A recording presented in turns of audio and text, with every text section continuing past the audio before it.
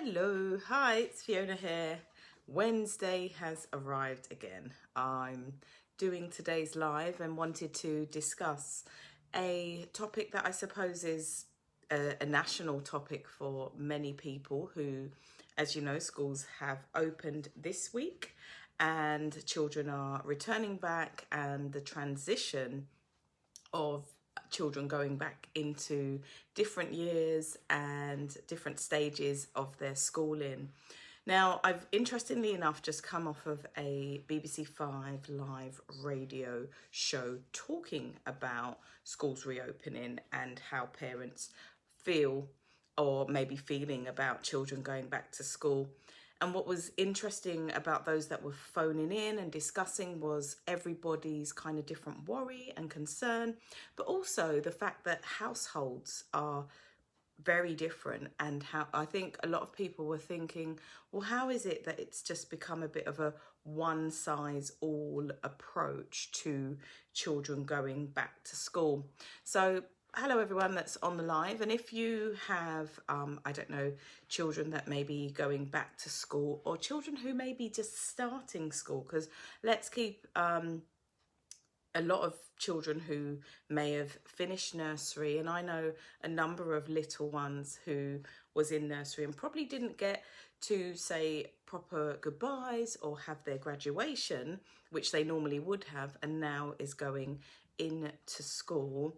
Could be quite a daunting feeling. I know that my son, who's about to go into year 5, has already said, oh mum, I'm not sure, because he's not met his teacher, because usually what would happen is that you would be introduced to your teacher and you would have that transition process, and that's not been had as such. So I think what we have been experiencing as a combination of different emotions, or probably different anxieties and worries that individuals have faced. So one of the things that I have been speaking about during the time that we have been preparing for school is getting an understanding of the feelings. And the feelings could be, you know, what does that feel like? My son had the same teacher for two years, from year 3 and year 4.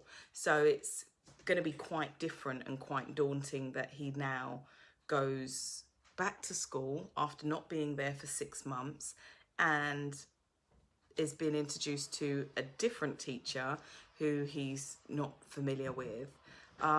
Also about the bubbles that have been kind of formed as it stands right now. You think I'm thinking about, and one of the discussions that we were also having on the radio, Nikki Campbell's show this morning, was how does it feel with the children who might want to see their peers and their friends, but at the same time have to stay in their bubble? And what if you have a child who doesn't understand that they just have to stay and remain?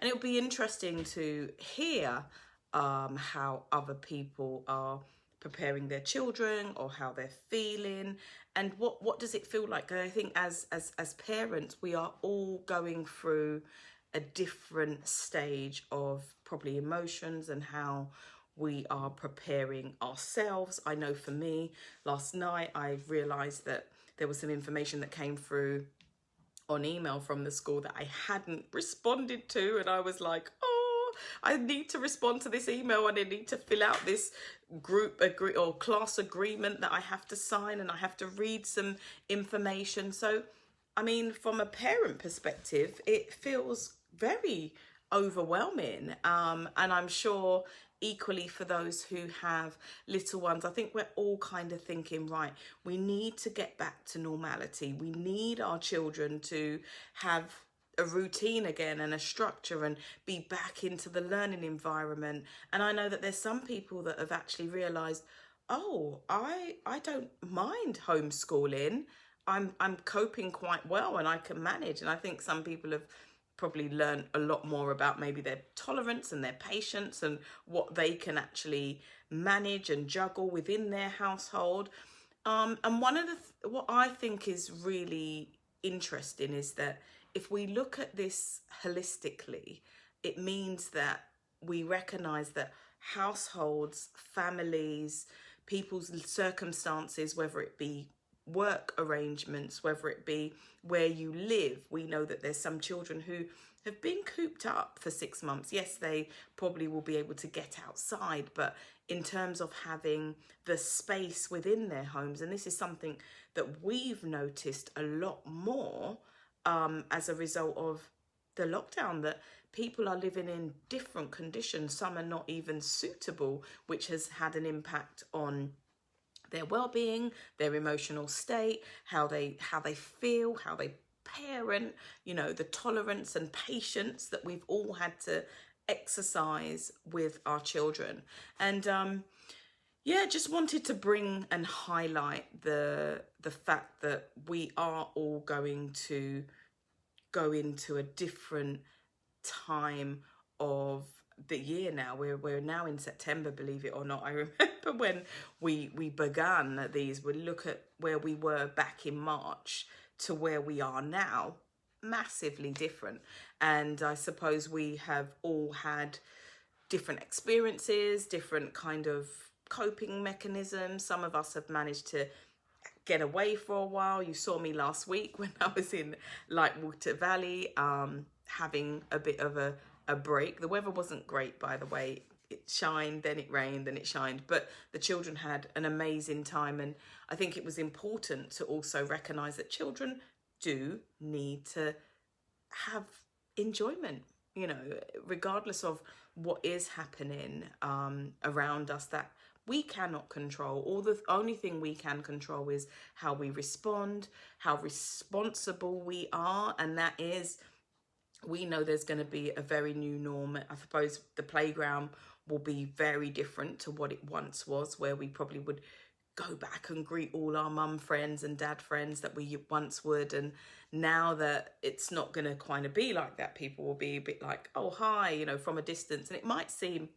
a little odd, but we know where we're at. We know that, as we can see, if you're following the news, that cases are, you know, increasing. I think there's certain parts of the country, especially Scotland, have gone into certain parts are in a lockdown again, and we're trying to hopefully avoid that not being the case for London. So as schools get ready to open up, and I suppose people are getting back ready to get their normality. I mean, for me, I'll be honest with you, for those that ran out and went and got your school uniform like 2-3 weeks ago, I literally done mine yesterday. I was a bit optimistic, thinking just in case schools do not open and there is a change and we're not sure what was going to happen. I thought, oh, let me just wait. I know that I'll always be able to get it.